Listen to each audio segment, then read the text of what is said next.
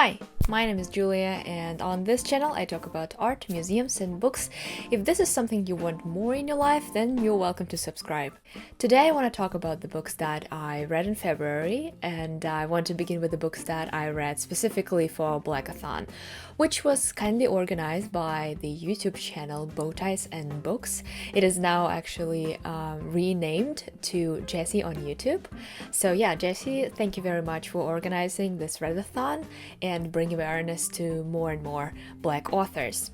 I, however, was very conservative in my selection of books, partially because I want to get acquainted with the literary classics of Black authors before I move on to contemporary ones, but I already have a couple of contemporary authors on my radars, so obviously Blackathon will be transcendent for me outside of just 1 month, especially one author who is already, I think, one of my favorite authors, and for February TBR I selected one of her works, which is Beloved, and it is Toni Morrison, obviously. It is a story of a woman named Setha who escapes slavery and find a new home. However, in her past life, there is a little grave that is titled Beloved, and where her little child is buried. However, one day, a young woman named Beloved appears in front of her new house.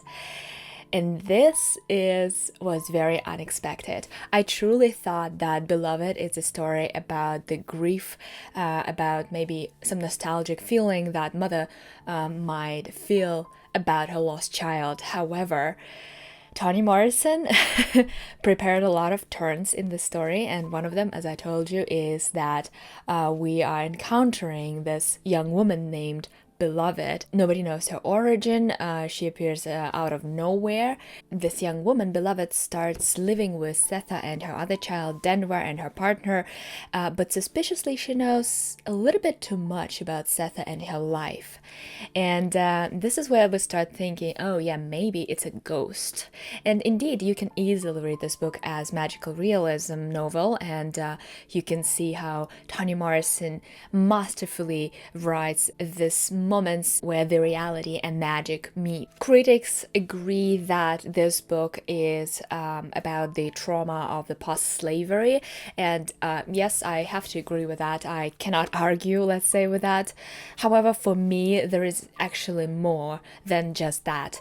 I was really interested in her thoughts about the maternity and motherhood. She is a mother of a little child, and she decides the destiny of this child in her own way. This is the question that we pose to a lot of mothers. What shall we decide for our children? And if we decide that they can exist in this world, can we decide that they can stop existing in this world? There is this freedom that people gain by escaping slavery, obviously, but there are still some limits of this freedom which are quite universal, and we all are under these rules. These are question of morality, for example, the question of choice and determination, and I think that Toni Morrison raises these problems very beautifully. I have to admit, it was a little bit challenging for me to read this book as a non-native English speaker, and still I enjoy that because I also combined it with the audiobook.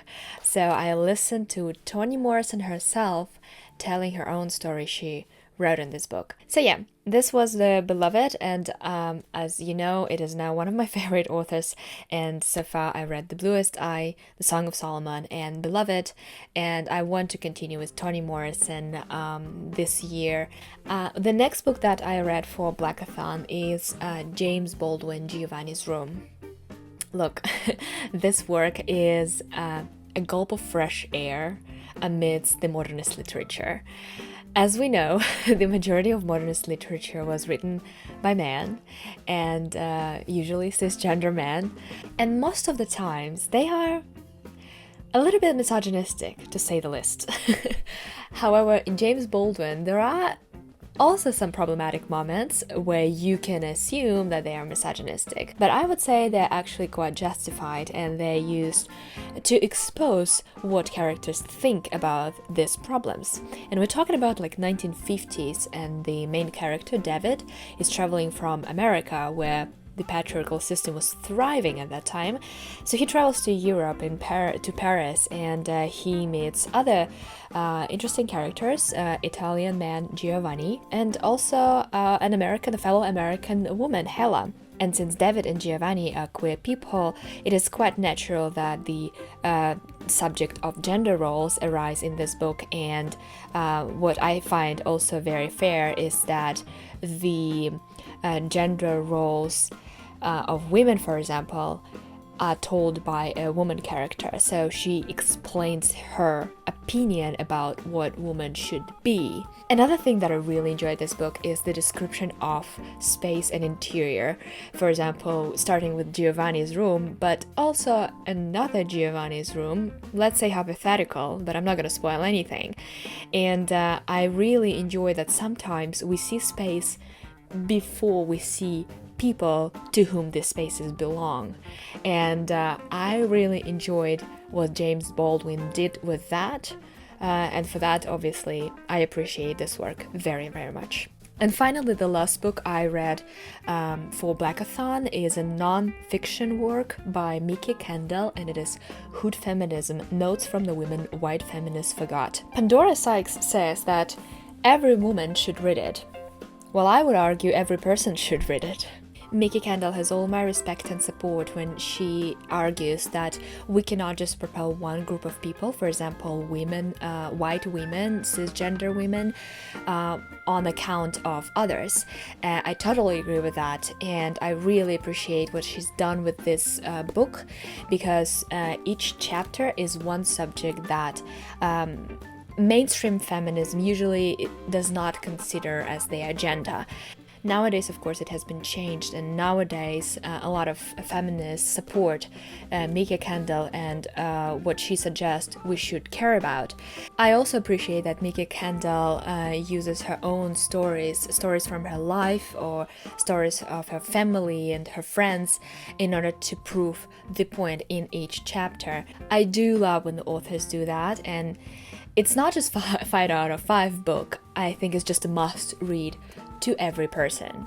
So yeah, that's it for my Blackathon, just 3 books, but I'm really glad with my results. I would love to continue with Toni Morrison, and I'll slowly, with advice of other booktubers, I'll slowly move to contemporary. Now I'm going to briefly talk about the other books that I read this month, and yeah, let's just quickly mention Oliver Sacks and his nonfiction work, The Man Who Mistook His Wife for a Hat. Yes, it's a great nonfiction, very accessible, let's say. Sometimes I was confused with the neurological notions, but it wasn't like that bad. I think the main point of this book is actually to tell us that neurological diversity is like a little superpower for these people. It's the advantage for them to see world differently. In many of the cases, he's actually puzzled himself, and a lot of patients he describes were very new to his practice. So we explore these people together with him. In general, I enjoyed this book, but I think I would rather read a separate book about each of the cases. So if we're talking about like memory loss, I would love to read about memory loss, a separate book, and dive into different types of memory loss and what it causes, and etc, etc. But if we're talking about like maybe how differently some people perceive the world, I would love to read about this too, just a separate book. On that note, I would rather read his other book, Awakenings, which explores the life of 2 catatonic patients. So I think it just makes sense to dive into separate illness and a separate trauma instead of just having a collection of different ones.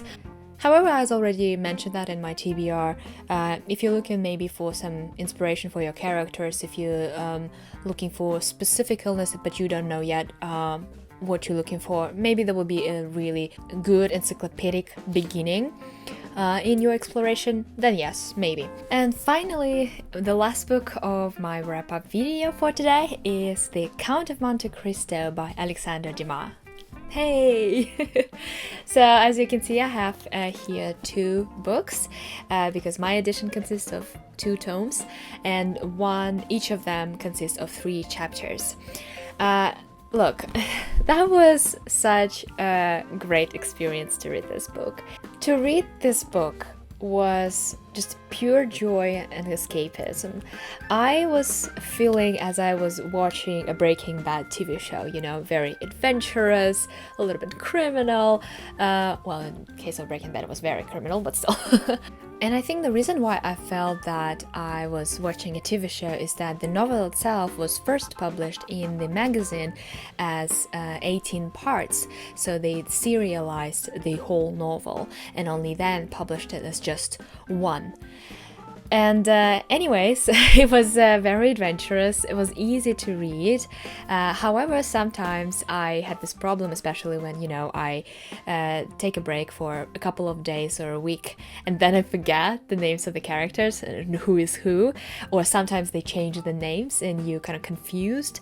So I made a little little scheme for myself, which I also did for 100 Years of Solitude. I'm not gonna show you close up because it's it's in Russian. So basically I wrote Edmond Dantes, the Count of Monte Cristo in the middle, and then all the characters and what they did to him, how they related to him, how they related with each other. So that helped me a little bit. It also helped me to memorize some of the parts, and it was just easier for me to follow with this little scheme. So I would recommend you do that too.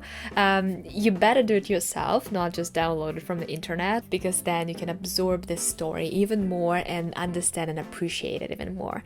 So yes, I really enjoyed that. As I already told you, I can recommend it to like everybody, especially for those who just want like an easy, adventurous read.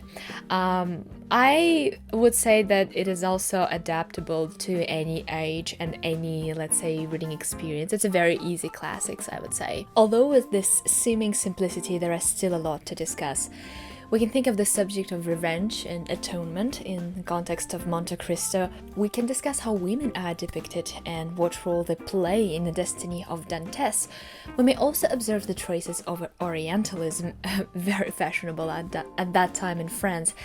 Since it is such a long book, there are indeed a lot to discuss. For me personally, it was interesting to see how Dumas constructs the settings for his characters with the real historical events. I know that he does that to many of his novels, such as The Three Musketeers, and that's nothing revolutionary about it. Walter Scott was there first. But what I enjoyed observing is how from the historical fiction he moves to the more personal drama. He triggers the story by crushing the poor salesman's destiny onto the shores of historical determinism, but then he grants Dantes with all the opportunities to decide his own destiny further. It is quite uplifting and comforting to see him earning his life back, but at the same time you start thinking that that is all to his life. He's obsessed with that, and his passion even defines what and whom he loves. So I would say it's not just an adventure in the sense of a great amount of events that are happening to our hero all the time. It is also an adventure experience in the sense how our attitude changes toward Count Monte Cristo. Again, I enjoyed every moment of this novel and I would recommend it to everybody. And yeah, that is all I can say to you about the Count of Monte Cristo. So, and that is all for my February wrap-up. I hope you enjoyed that. Let me think what you think of the books that I read, and maybe you have some recommendation of the Black authors that I may continue to investigate. So yeah, thank you very much for your attention, and I'll see you very, very soon for my birthday book haul. Bye!